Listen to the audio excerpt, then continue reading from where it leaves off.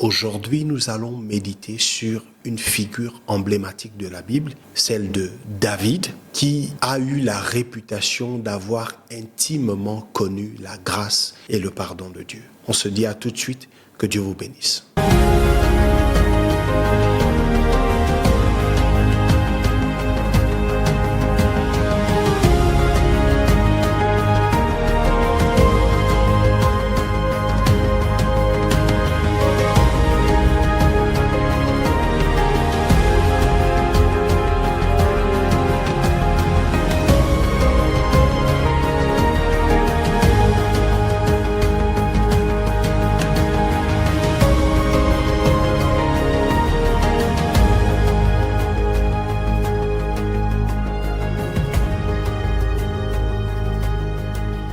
Que la paix de Dieu qui surpasse toute intelligence garde vos pensées et vos cœurs en Jésus-Christ. Bienvenue à l'image de Christ, votre émission. Alors, avant tout de suite que nous n'allons dans le psaume en lui-même, c'est important que nous ayons une idée claire de qui était David. David était roi d'Israël. David était aussi un prophète. David était aussi un homme de guerre. Mais David a été surtout reconnu comme étant aussi quelqu'un qui a connu, qui a expérimenté la grâce et le pardon de Dieu. C'était un pécheur qui a été restauré par la grâce et le pardon de Dieu. Alors nous sommes au psaume 103. Je vais lire pour vous. Mon âme bénit l'Éternel. Que tout ce qui est en moi bénisse son saint nom. Mon âme bénit l'Éternel et n'oublie aucun de ses bienfaits. C'est lui qui pardonne toutes tes iniquités, qui guérit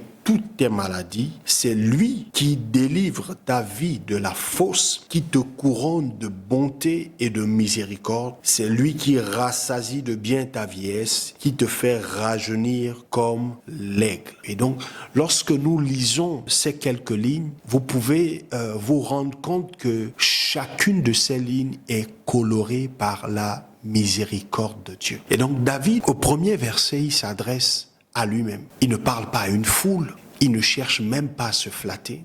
Il s'adresse à son homme intérieur, il s'adresse à son âme. Et quelqu'un peut tout de suite me dire, mais c'est quoi l'âme? Alors l'âme n'est que le siège de notre intellect, de nos émotions et de notre volonté. Et donc David s'adresse à lui-même. Et il dit à son âme, mon âme bénit l'Éternel. Que tout ce qui est en moi bénisse son saint nom. Mais le ton est beaucoup plus comme une injonction. Il donne une injonction à son âme. Et j'ai l'impression d'assister à une conversation de deux personnes. David qui essaye de parler à son homme intérieur en lui disant, mon âme, bénis l'Éternel. Et il donne cette instruction-là, que tout ce qui est en moi bénisse son saint nom. Mon âme, bénis l'Éternel et n'oublie aucun de ses bienfaits. Je souhaite juste m'arrêter là, sur ce verset. David se parle à lui-même. Et je veux me projeter plus ou moins dans ce qui se passe dans son esprit à cette heure où il parle à son âme. Pour moi, l'impression que j'ai, c'est que son âme est comme un peu découragée, son âme est abattue, son âme semble avoir oublié certains éléments importants et il s'est senti responsable. Il n'a pas attendu que quelqu'un vienne lui donner des conseils. Il n'a pas attendu une exhortation de qui que ce soit. Il a pris les devants, il a adressé la situation. Et il a donné une injonction à son âme. Il dit, mon âme, bénis l'Éternel. Bénir l'Éternel veut simplement dire, il instruit à son âme en disant à son âme, mon âme, reconnais l'Éternel, reconnais sa grandeur, honore-le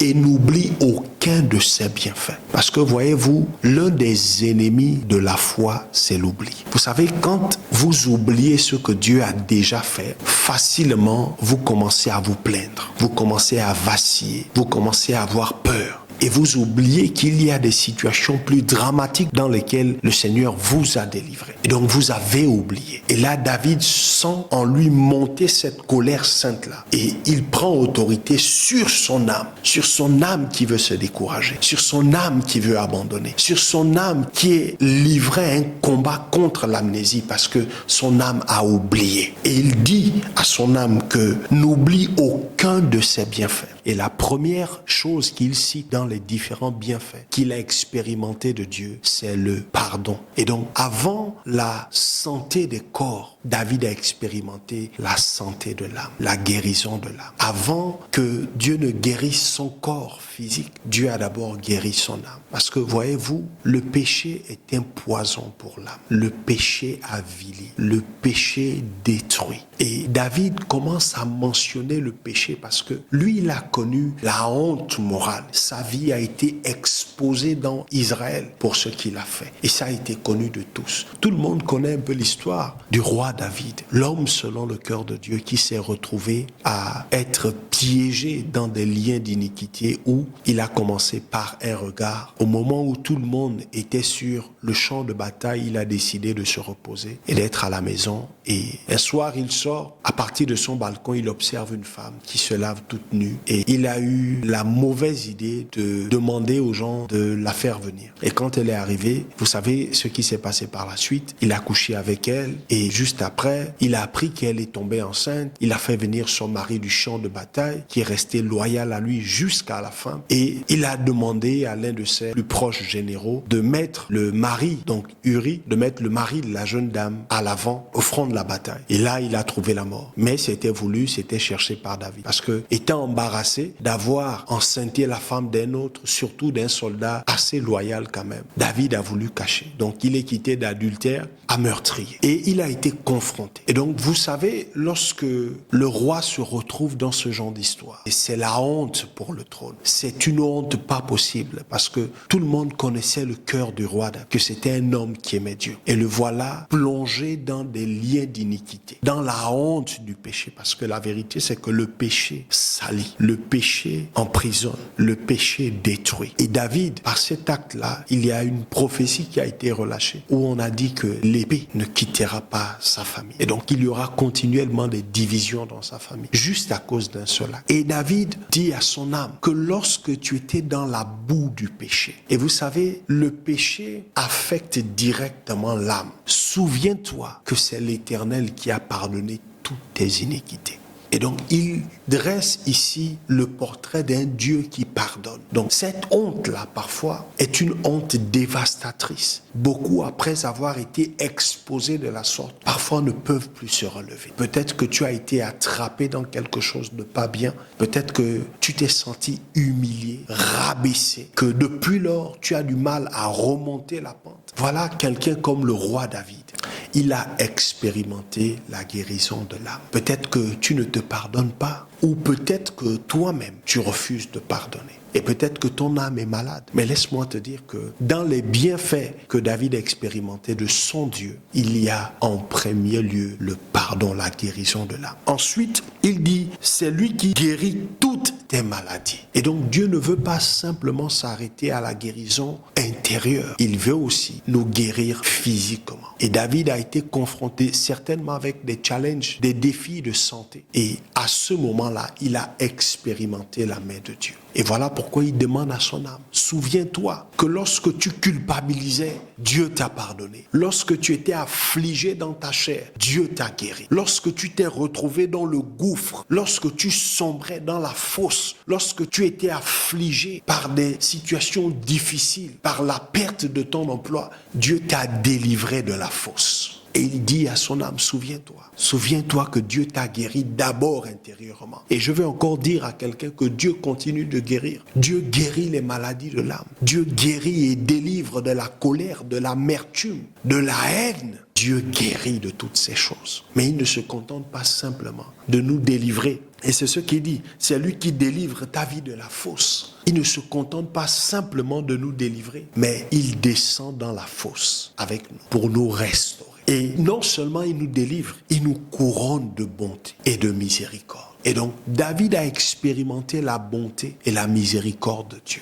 Et peut-être que toi, tu ne l'as pas encore expérimenté, mais cette bonté et cette miséricorde sont accessibles encore aujourd'hui. Et tu ne peux les recevoir que par la foi. Si tu crois véritablement que ce Dieu-là est capable de déverser sur toi sa bonté, alors tu recevras cela aujourd'hui au nom de Jésus. Et David est en train de faire cette liste-là. Il dit, moi, j'ai expérimenté le pardon, j'ai expérimenté la guérison, j'ai expérimenté la délivrance dans diverses situations, j'ai expérimenté la bonté, j'ai expérimenté la miséricorde. Et il dit, c'est lui qui rassasie de bien ta vieillesse. Et donc, Dieu n'a pas simplement, après l'avoir délivré, laissé quelque part. Non, il a comblé, il a rassasié. Et vous pouvez aussi expérimenter ça. Et donc, il dit à son âme que, mais attends, il parle à son âme. Il dit, attends, mon âme, bénis l'Éternel. Pourquoi tu boudes? Pourquoi tu es triste? Pourquoi tu te plains? Pourquoi tu murmures, mon âme? Bénis l'Éternel. Souviens-toi de ce qu'il a fait hier. Souviens-toi qu'il a pardonné. Souviens-toi qu'il t'a guéri. Souviens-toi aussi qu'il t'a délivré. Souviens-toi que quand tu étais dans la fosse, il est venu, il t'a tendu la main, il t'a délivré. Souviens-toi aussi, mon âme, que c'est lui qui déverse sur toi sa bonté, sa miséricorde, et que tu n'es pas simplement devenu ce que tu es par tes propres capacités, par tes propres forces. Tu l'es aussi devenu par la bonté et la miséricorde de Dieu. Mon âme bénit l'Éternel. Mon âme n'oublie aucun de ses bienfaits. Rappelle-toi qu'il t'a pardonné. Rappelle-toi qu'il t'a guéri. Rappelle-toi qu'il t'a délivré. Rappelle-toi qu'il a déversé sur toi sa bonté et sa miséricorde. Rappelle-toi que c'est lui qui t'a rassasié de bien, qui a donné en abondance. Mon âme, ne te décourage pas, ressaisis-toi et bénis l'Éternel. Voilà le message de ce psaume. David qui parle à son âme. Et tu peux aussi le faire. Tu peux aussi parler à ton âme de la sorte. Parfois, on a tendance à oublier. Lorsque nous sommes challengés, lorsque nous sommes pris par de nombreux défis de la vie, du quotidien, on a tendance à oublier et on pleure, on s'apitoie, on oublie ce que Dieu a fait hier. Et voilà pourquoi j'insiste en disant que parfois, l'un des plus grands ennemis de la foi, c'est l'oubli. Est-ce que tu as oublié ce que Dieu a fait hier? Est-ce que tu peux aujourd'hui citer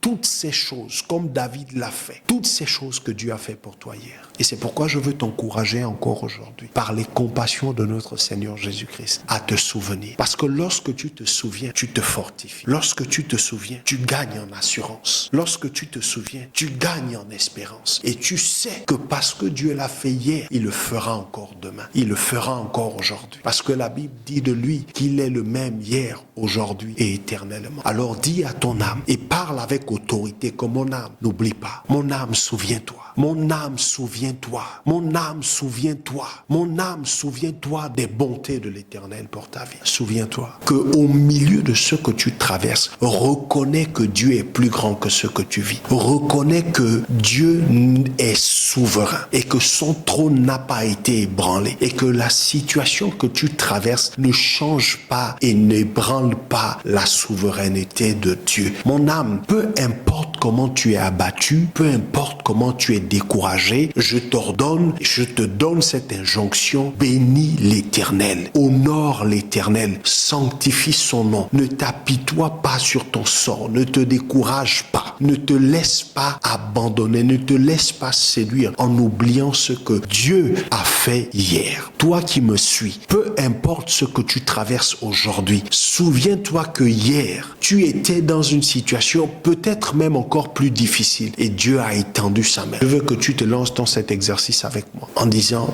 mon âme, n'oublie pas. Mon âme, ne sombre pas dans l'oubli. N'oublie pas ce que Dieu a fait hier pour toi. Et peut-être qu'aujourd'hui, toi aussi, tu te retrouves dans des liens d'iniquité. Tu te retrouves à retomber dans les mêmes péchés pour lesquels tu avais juré ne plus tomber. Et tu te retrouves encore dans la même boue. Et peut-être que ton âme est attristée. Peut-être que Satan utilise cette chute-là, ce péché continue, répété, pour te culpabiliser, pour te condamner. Et aujourd'hui même, comme David, tu as la responsabilité de t'adresser à ton âme et dire à ton âme: souviens-toi que nous avons un Dieu qui pardonne les iniquités. Un Dieu qui n'encourage pas le péché, mais qui pardonne les péchés. Et David est reconnu pour avoir été quelqu'un qui a expérimenté intimement le pardon de Dieu. Ce pardon qui restaure. Pendant que David était dans la fosse, dans le deuil, dans l'humiliation, dans la honte, Dieu a a pardonné son péché. Et je veux aussi t'encourager à ne pas oublier que nous avons un Dieu qui pardonne les iniquités, qui pardonne les fautes,